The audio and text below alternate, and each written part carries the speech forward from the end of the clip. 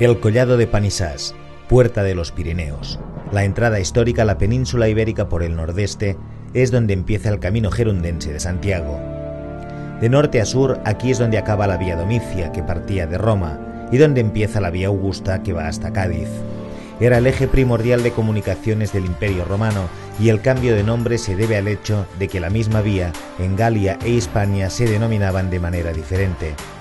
Estos peregrinos avanzan entre las ruinas de los trofeos de Pompeyo, que el general y hombre de estado Pompeyo hizo construir aquí el siglo I a.C., en conmemoración de las 876 victorias que sus ejércitos habían conseguido desde este punto hasta los Alpes.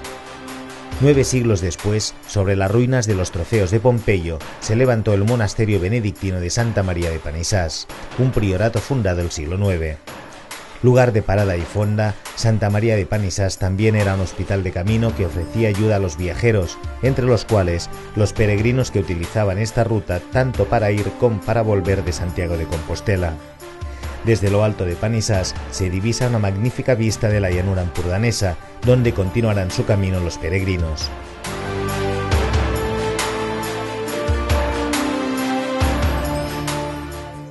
En unas excavaciones extramuros de hace unos 20 años se encontraron unas vieiras enterradas, prueba fehaciente de que este era lugar de paso y de parada de peregrinos.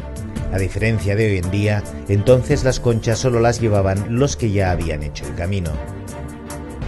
Las conchas encontradas se conservan y se pueden ver en la exposición arqueológica del Fuerte de la Bellaguarda, una edificación construida por los franceses a finales del siglo XVII, después del Tratado de los Pirineos, que sustituye a un antiguo castillo medieval.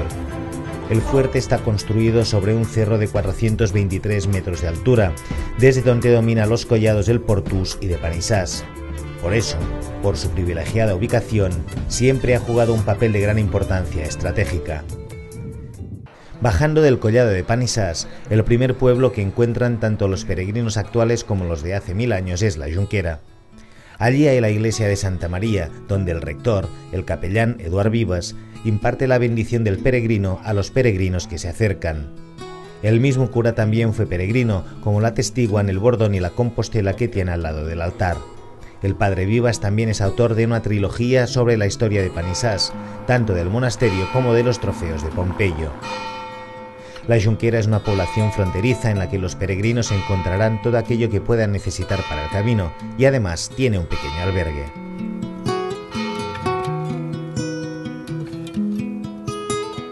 Después de la Junquera y de algunas pequeñas poblaciones más, llegamos a Vilabertran, un pueblo estratégico en el camino, puesto que aquí es donde confluyen los dos caminos, el que hasta ahora hemos seguido y el que viene de San Pedro de Rodas. Vilabertran es una población que creció alrededor de la construcción del monasterio de Santa María en el siglo XI. Antes ya había un pequeño hábitat alrededor de la iglesia de Santa María, a partir de la cual se levantó el monasterio. Esta abadía agustiniana fue un importante centro de hospedaje que alojaba peregrinos y les dispensaba ayuda espiritual y física. En 1592, la canónica de Vilabertran fue secularizada y se convirtió en una colegiata regida por un arcipreste con 11 canónigos. Hasta 1835, cuando hubo la desamortización de Mendizábal. Durante la Guerra Civil Española, el monasterio se convirtió en un depósito de munición militar.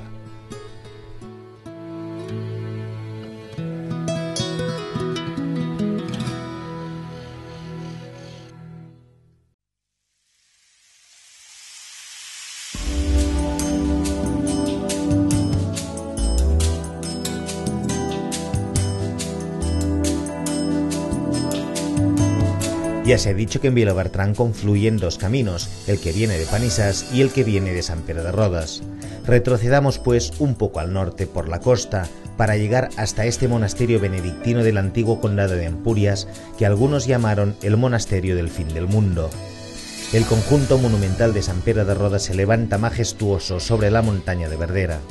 Se sabe que es del siglo I después de Cristo, aunque sus verdaderos orígenes se desconocen. Por eso han sido motivo de especulaciones y leyendas. La más conocida explica que unos cristianos que venían de Roma naufragaron en la bahía y lo levantaron en ofrenda a Dios.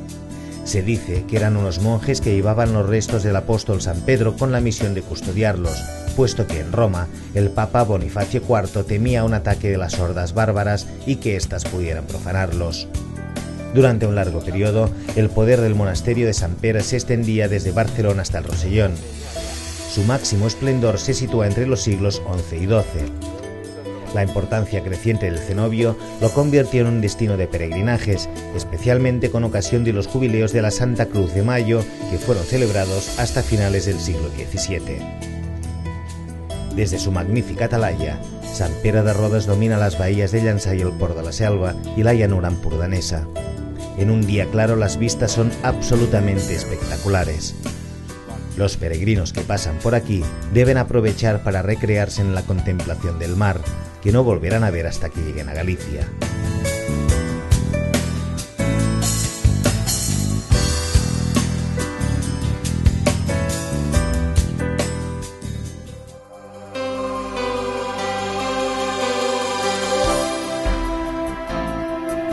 Volvamos a Vilabertran para retomar el camino. Apenas a 2 kilómetros tenemos Figueras, la antigua Ficaris de la época visigoda.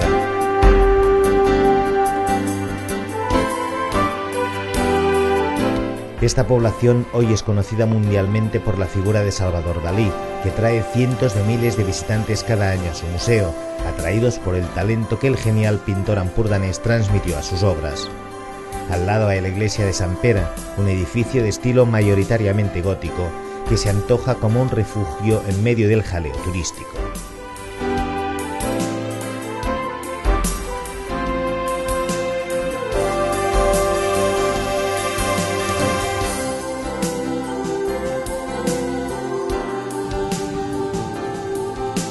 Saliendo de Figueras continuamos por tierras ampurdanesas.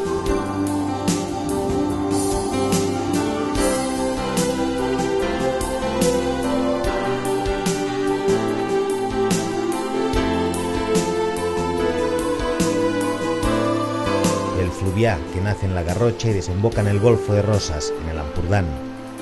Encontramos este río justo antes de llegar a Báscara, una villa medieval que todavía conserva parte de su recinto amurallado y que es un lugar de parada obligatoria.